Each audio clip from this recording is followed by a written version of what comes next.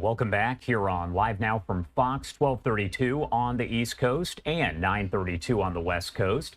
Video showing the aftermath here of extreme flash flooding in southern New Mexico. You can actually watch there in real time as a business is flooded by the water that is moving very fast. This is from the village of Ruidoso, where officials say at least 3 people are confirmed dead, including 2 very young children. The 3 victims were caught in rushing floodwaters and carried downstream, we're told, as the river rose to record levels. I do want to bring in Mayor Lynn Crawford of Ruidoso to discuss a little bit more about all of this. Mayor, I know you are very busy. Thank you so much for taking the time to be here with us today. Well, thank you for having us. Appreciate it.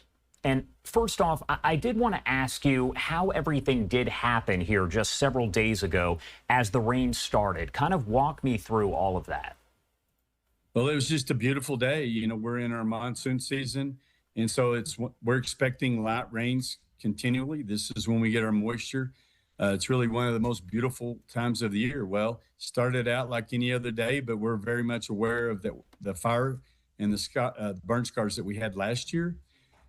So we have crews always on alert. We're dealing with the meteorologists constantly.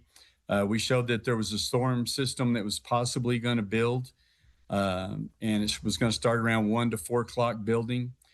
We had a 1 p.m. council meeting that we were just starting when I got notified that the system had changed and was intensifying very quickly.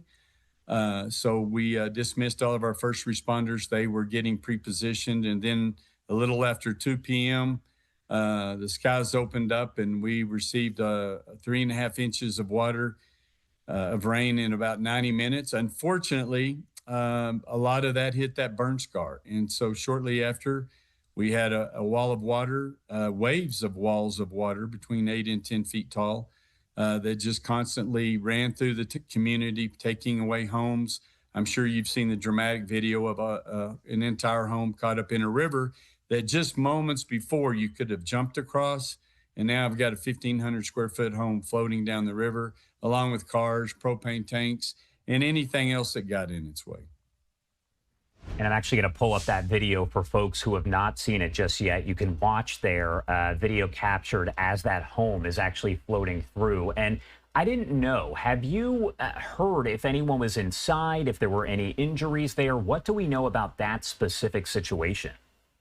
No, that home was not occupied. It's in one of the flood-prone areas that we have identified since the fire and the flood last year.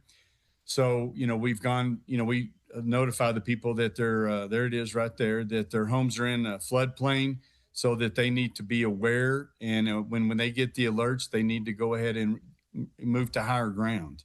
And so fortunately, there was no one in that home.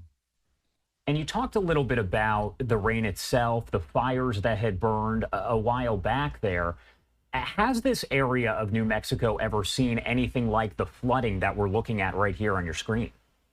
Well, not since the earliest that I've seen any documentation and pictures were from 1941.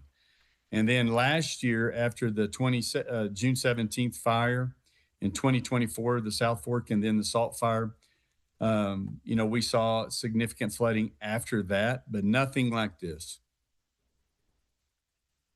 Do we have an idea just yet if there was a warning or an emergency of some kind that was issued? Is that something that is clear, or is it still being looked into as, again, this just happened a couple days ago? Right. No, there were many warnings that were sent out, 5 warnings. We have a multi-layered stack system.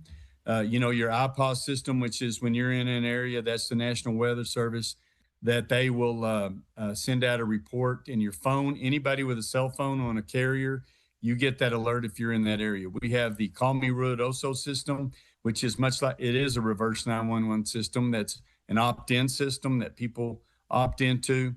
We have our local radio stations. We have constant updates on social media. And then at the last is the full siren system, which, and I misspoke. That's not our last point of system. The last point of contact is we go door to door in those flood prone areas. But people are asking why we didn't set off the citywide alert system. which is a signal to evacuate the community. And the last thing we wanted to do was to get people that were safe in high ground in their vehicles to get out of town and put them in harm's way. Because the way these floods happen, they come so quickly. And then after a short period, they're gone. And so last thing we wanted to do is get a lot of folks out in cars at stop signs in low-lying areas. Mayor, thank you so much for taking the time to join us here and discuss this a little bit further. As I mentioned, I know you do have a lot going on, so we definitely appreciate your time. Thank you again. Thank you so much. I appreciate it.